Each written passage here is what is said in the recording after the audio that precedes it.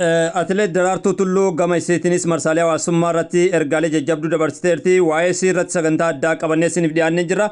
Anis immoo qopheessaa sagantichaa Falmataa Roorooti. Daraartuu Tulluu maal jette, maalirraa dubbatte kan jedhu marsaalee hawaasummaa irratti keessaayyuu sagantaa keenyadhaa irratti sa'aatii tokkoon duratti Daraartuu Tulluu kan kana barreessite jechaadha. Peejii kallattiidhaan Daraartuu Tulluu jedhu marsaalee hawaasummaa gara Feesbuukaatiin argachuu dandeessan jeetii yaada. Dhimmichi waa'ee maaliiti? Gadi fageenyaan asiin duras Daraartuu Tulluu akkuma yaadannu dhimmoota walooma biyyaa keessatti, dhimmoota araara biyyaa keessatti, dhimmoota hidhamuu Jawaar Mohammadiin fa'aa wal qabatee baricha san keessatti seenaalee gurguddaa shamarree qabdudha. Araara keessatti qooda gurguddaa fudhachaa turte. Dhimma walooma biyyattii keessatti namoota adda durummaadhaan jaalala saba biraa qabanii fi kabajaa gurguddaa qaban keessaa Koloneel Daraartuu Tulluudha ishee takka jechaadha. Mee waa'ee kanarratti Daraartuu Tulluu maal jetti kan jedhu sagantaa addaa qopheeffannee dhufnee jirra. Madda Walaabuu miidiyaarraa Falmataa Rooroo waan qindeeffate qaba. Dubbiin Jawaar jechuudhaan kan jalqabde Atileet Daraartuu Tulluu gammachuuti. Marsaalee hawaasummaa ishee gara Feesbuukaatiin akkas jechuudhaan sa'aatii tokkoon duratti har'an tana gadhiiste jirti. Guyyaa 20 bara 2024 wabeeffachuudhaan nutis gara madda walaabuu miidiyaatiin hawaasa keenya biraan ga'uuf dirqamne jirra. Dubbiin Jawaar jechuudhaan ati keenya Daraartuu Tulluu gammachuudha. Ergaalee dhamma qaban Oromoo fi Oromiyaadhaaf dabarsite jirti. Dubbiin Jawaar dubbii salphoo miti jechuudhaan yaada rimees ennaa eegaltu Atileet Daraartuu Tulluuti. Dubbichi waanuma salphaa akka miidiyaa irratti deemu kanaa miti jechuudhaan ammas gadi fageenyaan jabimmaa dubbii kanaa dubbatte jirti. Jawween akkanumatti gara miidiyaa hin dhufne jechuudhaan dhufiitii Jawaar Mohammadis yaada ishee keessatti qoodachuuf kan dirqamte Koloneel Daraartuu Tulluuti. Mormiin isaan godhamu waanuma salphaa akka yuutuubii Habtaamuu Lamuu fa'aa qofaa miti jechuun yaada ishee dabarfattee jirti. Yenga Habtaamuu Lamuudha yeroodhaa yerootti xiinxala gingilchaa jedhuun Oromoota irra geggeessaa tureen komiileen adda addaas marsaalee hawaasummaa irratti geggeeffamaa jira. Akka amma Feesbuuk irra deemamu kana ta'uu hin qabu, dubbichi sanaa olidha jechuudhaan yaada ishee ibsuuf dirqamte jirti. Keraati nunaasise nurifaasise Oromoo ilmaan abbaa tokko gargar babaase. Keraati nunaasise nurifaasise Oromoo ilmaan abbaa tokko gargar babaase.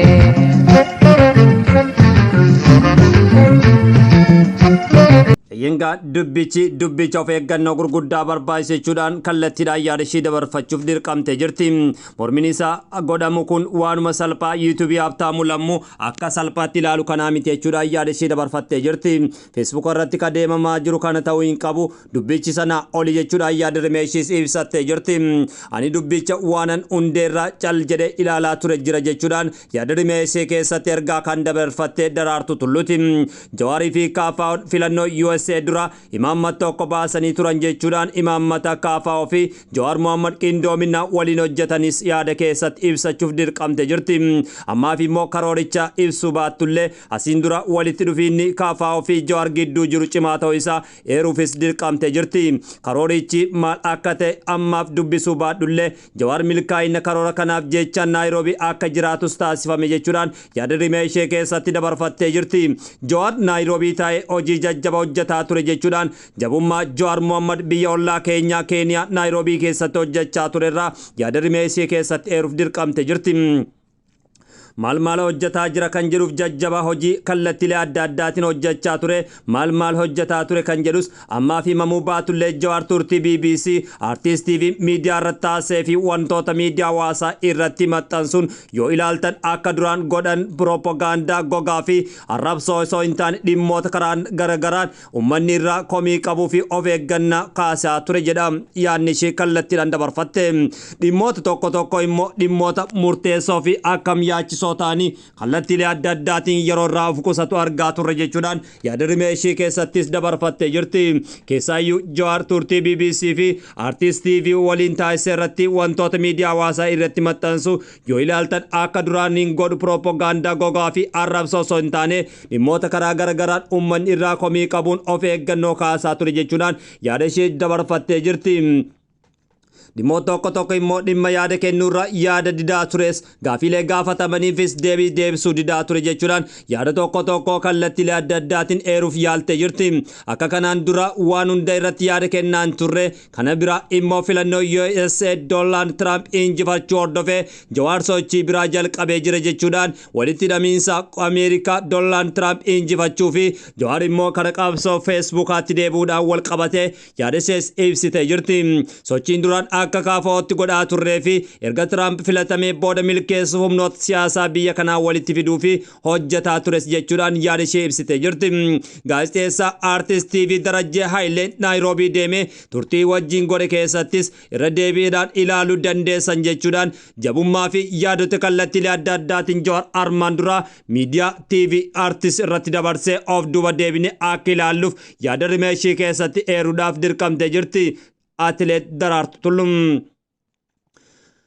Qophii gaazexeessaa Darajjee Haayile Sillaasee nama hedduu biratti waan jaalatamuuf itti yaadamee Jawaar wajjin turtii akka taasifamu godhamee jira jetti. Waan kana hundaa qaama hedduutu jira. Jawaar walaba ta'e hojiiwwan kana hojjechuuf iddoo hunda Naayiroobii mijataa ta'uudhaan walii galummaadhaan garasitti akka geggeeffames ibsiti. Intarvii Jawaar BBC waliin godhe humnoota siyaasaa Amaaraa biratti fudhatama argachuun waan inni miidiyaa hawaasaa irratti barreessaa ture ilaaluu ni danda'amas jechuun yaada ishee dabarsitee jirti. Waan bira namni xiinxaluu qabu Jawaar qondaaltota raayyaa ittisa biyyaa waliin akka wal quba qabu dubbata. Turtii Art TV irratti Darajjee waliin taasisee fi BBC irratti taasiseen Jawaar turtii miidiyaalee kanneen irratti taasiseen raayyaa ittisa biyyaa waraana nuffee akka jiruu fi hojii nagaa fi tasgabbii cinatti hojii siyaasaa hojjeta akka jiru dubbatee jira jetti. Haasawa godhe keessatti ja'uun waa'ee raayyaa ittisa biyyaa waan negeetiivii ta'e tokkollee hin dubbanne jechuun yaada rimeeshee keessatti ergaa kan dabarfatte Atileet Daraartuu Tulluuti. Of eeggannoo guddaadhaan waa'ee isaanii kaasaa ture jetti. Dhimma biraa Jawaar kaase keessaa qondaaltonni mootummaa yeroo aanan wal arginu Dooktorri yeroo anaan wal arginu Abiyyiin ni amatu yookaan immoo ni qeequ adeemsi mootummaa sirri akka hin taane dubbatu jechuudhaan muuxannoo keenya darbe irraa kaanee yoo ilaallu wanni akkasii soba jechuu hin danda'u jechuudhaan yaada ishee keessatti ibsitee jirti. Yeroo girgirri ce'umsaa fi hundeeffama tuutaa Jawaar fa'aa caalaa hooggantummaa keenya ture jechuudhaan xumuranii jiran. Dhimmoota armaan olii eere kana irratti ka'uun dubbii fi adeemsi Jawaar akka salphatti ilaalamu akka hin qabne hubadhaa jechuudhaan bifa hubannootiin yaada ishee dabarfattee jirti. Eeyyan dhimmoota armaan olii eere kana irratti ka'uun dubbii fi adeemsi Jawaar Mohammad salphatti akka ilaalamuu hin qabnes dubbattee jirti. Jawaar qofa osoo hin taane illiitiin siyaasaa biyya kanaa dhimmoota kaasan dubduubee hawaasni hojii keenyaaf kennuu fi haala jireenya hawaasaa yaada hawaasaa yeroo hedduu gara waltajjii hin dhufne xiinxala haalota adda addaa taasisuun dhimmoota sirreessuu qabnu addaan baasuun sirreessuu gaafate jechuudhaan dubbiin sirna xiinxaluu fi irratti hojjechuu gaafate jechuudhaan yaada rimeeshii gola buudhaaf dirqamte jirti. Ergaa kana kan dabarsite gara marsaalee hawaasummaa isheetiin Daraartuu Tulluu Gammachuuti kan qopheessine foddaa madda olaanaa miidiyaarraa anis falmataa roorooti.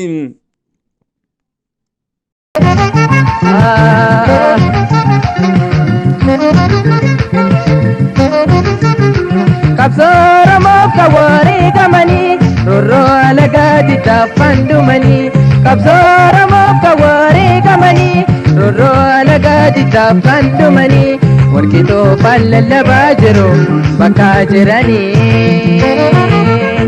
Karaf lagin bosona paro eessu jiisani Warkito pallalla bajero bakka jirani barreeffama kanarraa wanti hubanne keessaayyuu gabaasa ammaan olitti qophaa'e kanarratti Atileet Daraartuu Tulluu gabaasa informaationa waqtii isaa eeggatee fi keessaayyuu Jawaar Mohammad sochitti kan galuu jalqabe erga Donald Trump filannoo kana mo'ate jechuudhaan yaada ishee dabarsitee jirti. Akkasumas immoo Jawaarii fi Kaafaa'oon filannoo USA dura imaammata tokko baasanii akka turan imaammata sana immoo eerus akka hin barbaannee fi yeroodhaaf ibsuu akka hin barbaanne akkasumas immoo gaafiif deebii RTV miidiyaa irratti godhamee fi irratti hojjetamee kallattiidhaan Jawaar Mohammad irratti gaafiif deebii akka godhamu irratti mari'atamuudhaan akka goggodhamee fi innis propaganda yookaan immoo gogaa fi arrabsoo osoo hin taane dhimmoota karaa garagaraan uummanni irraa komii qabuu fi of eeggannoon kaasaa ture jechuudha yaada dabarsitee jirti.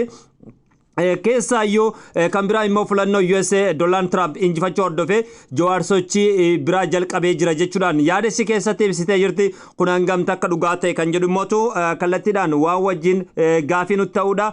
Kanaaf Daraartuu Tulluu of duratti yaada kana tarii gama peejii isiitiin gadi fageenyaan ibsiti kan jedhus yaada birooti jechaadha.